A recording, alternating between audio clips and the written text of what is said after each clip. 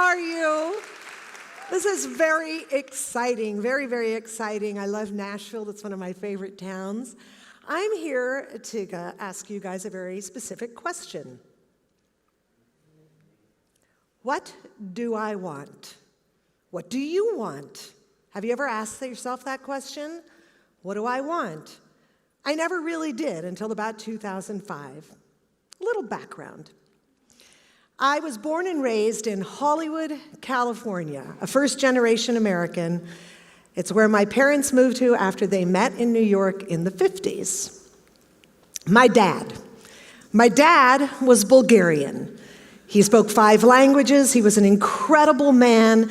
He was beloved by everyone who knew him. He had so much integrity. But he lived in Bulgaria, and he wanted a better life.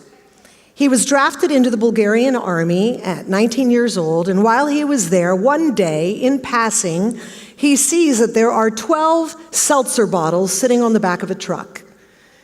And he looks around, and nobody's there, and he takes them. I don't know why he took them, for no reason other than probably he wanted to give them to his father, who had a little inn. But he was caught, and the Bulgarian army decided to make an example out of him. And so they sentenced him to 3 years and 4 months in jail, which he did. He got out early at 3 years for good behavior. He decided to stay in Plovdiv, the town where the jail was, and he eventually met a young woman, and they got married. Soon she was pregnant, and while she was giving birth, she died in labor. And their son was born, but my brother Emil died 4 months later. My dad, I think, experienced trauma. He wanted to be free. He wanted to leave this communism. And so he thought, I want to go to America. Not so easy to do. You can't just leave a communist country. So he tried to escape. And they caught him. And they put him into a forced labor camp.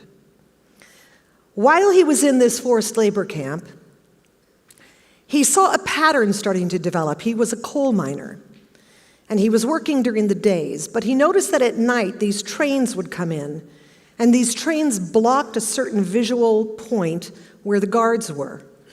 And he became friends with the guard, and he said to this guard, bribing him with a pack of cigarettes or a carton of cigarettes, "Listen, do you think I can get on the night shift?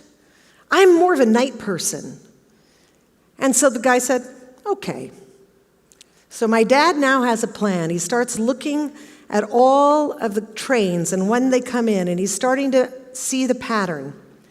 And one night on the night shift, at about 1:30 in the morning, he says to the other people and the guards, "Listen, it's getting a little chilly. Do you think I can go down and get some firewood for the fire?" And they said, I think that's a good idea. And he said, "Can I bring my friend Richard with me? Because the 2 of us will save time." So the guard said, okay. They timed it perfectly. The trains came up. They shot between 2 train cars, and they ran, and they ran, and they ran, and they continued running. And by the time they realized that they were gone, they were too far ahead to be found. They got a job on a boat, well, my dad did, and he was the stevedore, the guy that shoveled the coal on the boat. And that boat was coming to America. But there was only one job, so he decided to ask if he could bring his friend Richard with him, and they said no. So my dad stowed Richard away on the ship. They eventually made it to Philadelphia, where they left the ship to be in America and never turned back. And that's where my parents met, in New York City, because my dad had the courage to understand what it was that he wanted. He wanted to be free. He wanted to come to America, and he did that. My mom was Greek. My mom was Greek, but she was born in America. And when she was 4 years old, her family, who was doing well in America, and they were all American citizens, decided to go back to their village, which was on the border of Albania and Greece, but technically in Albania.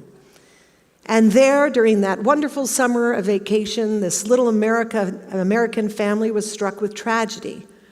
Her father died unexpectedly. And my grandmother was now a widow with 4 children under the age of 10. And the American relative said, "Stay in the village. What is a widow with 4 children going to do in America?"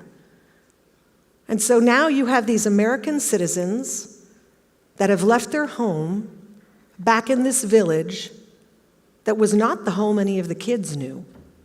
It was just the home for now. So they stayed, and they stayed for a few years. But war started to break out, and soon after the war, which was now occupied by Italians that were working with the Nazis, armed guards everywhere, they knew that it was getting rougher and they were going to have to leave, but they didn't know how. Now you have to understand something. When my mom was talking about escaping these mountains, I grew up in the Hollywood Hills. I thought it was going to be like little rolling hills like you see in the movies where the Hollywood sign is. But no, there were more mountains. The mountains were huge. But they came up with a plan. And the plan was this. My family was going to go at night when they weren't going to be suspicious, when everybody was thinking they were sleeping, when there was no reason to think anybody would ever leave in the middle of the night. But there was a hitch. My mom found out there was a letter that was supposed to arrive the next day. And if somebody was not there to receive this letter, the guards would know they had left. This was a tiny village. They would recognize if you weren't there. And so my mom had to ask herself the question, what do I want? What do I want? I want to go home. So she decided to volunteer to be the one to stay behind. Her family went on ahead. She waited. She got the letter. And the next night, she went by herself over those huge mountains to meet her family who was waiting on the other side in Greece so that they could go back to Athens, renew their passports, and come to America. That's how they ended up in Hollywood, where I'm born. And my parents accomplished the most amazing things. They were able to ask themselves what they wanted and take the steps to make it happen. And here I was able to start a career at 14 years old modeling and doing the Brady Bunch. Some might know that episode, Pat Conway.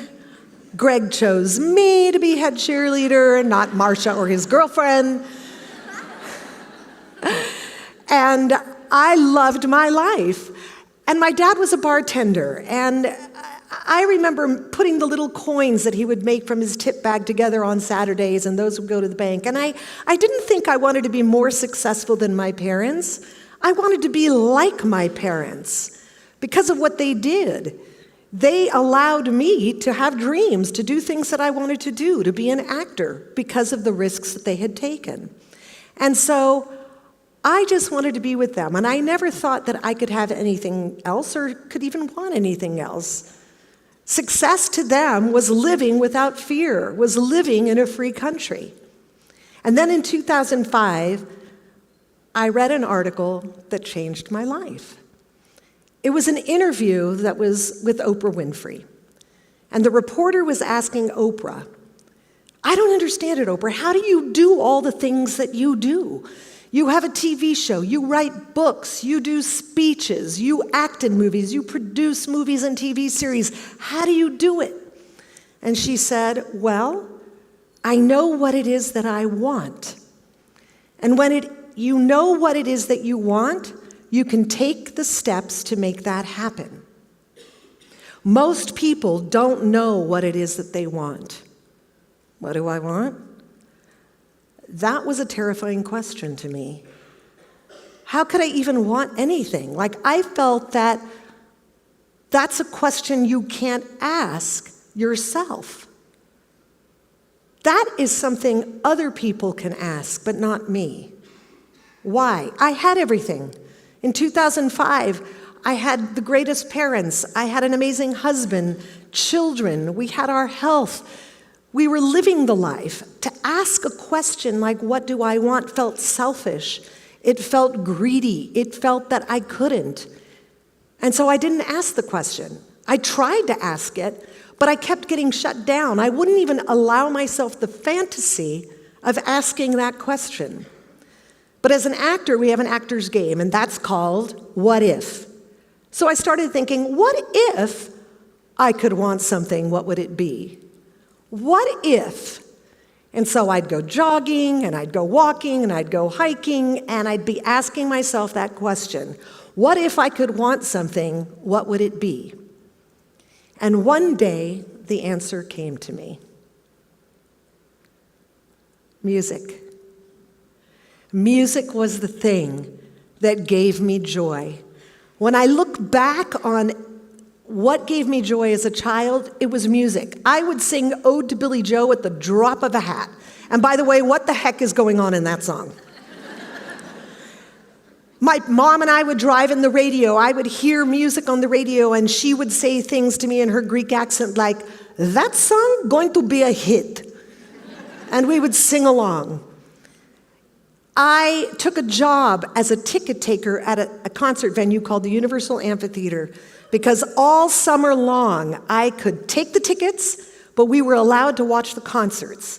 And I would sit on those steps and I would watch the artists come through all summer, all the greats. And I thought to myself, how? How do they do it? How do they get up there? How do they get in a band? How do you write music? How long does it take to learn an instrument? I didn't know how to make that happen. There wasn't YouTube at the time. My dad was a bartender. My mom was a housemaker. Nobody in the business that I knew, but I wanted it so badly. So back to 2005, I get this epiphany of music. And shortly thereafter, I'm having a meeting with my agency. And I walk into the office, and they ask me the typical question when you're having a meeting with your agent. So, Rita, tell us what it is that you want. What do you want to do? And I said the words, music. I wouldn't mind doing a musical. And it felt like I was standing there, like in that dream when you're naked, and everybody is staring at you, and you know it, but you can't move. That's what it felt like. And they looked at me like, music. They had never heard that from me before. So sometimes the universe conspires to work with you, not against you. And I promise you this, the very next day, I got a call, and they said, Rita, you have an offer to play Roxy Hart in the musical Chicago on Broadway. I really couldn't believe it. I called my friend Nora Ephron, and I said, Nora, you know who she is, the amazing screenwriter and director. And I said, Nora, I've been offered this musical on Broadway, Chicago. What should I do? And she said, well, you should go see it, make sure it's in good shape. So I was like, okay. So I get my husband, I get my daughter, and we fly off to New York, and we go see the musical Chicago. It is fantastic. Everybody is incredible. The Bob Fosse choreography, the jazz hands, the singing, the dancing, the laughter. It was incredible. And during the intermission, I turned to my husband, and I said,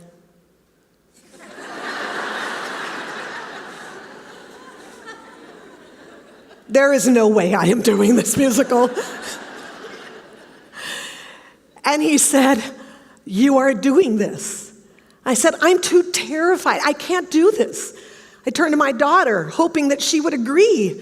And she said, no, you're 1,000% doing this. And I think sometimes the people you love know what it is that you should be doing before you even do it. And so I did Chicago the musical on Broadway.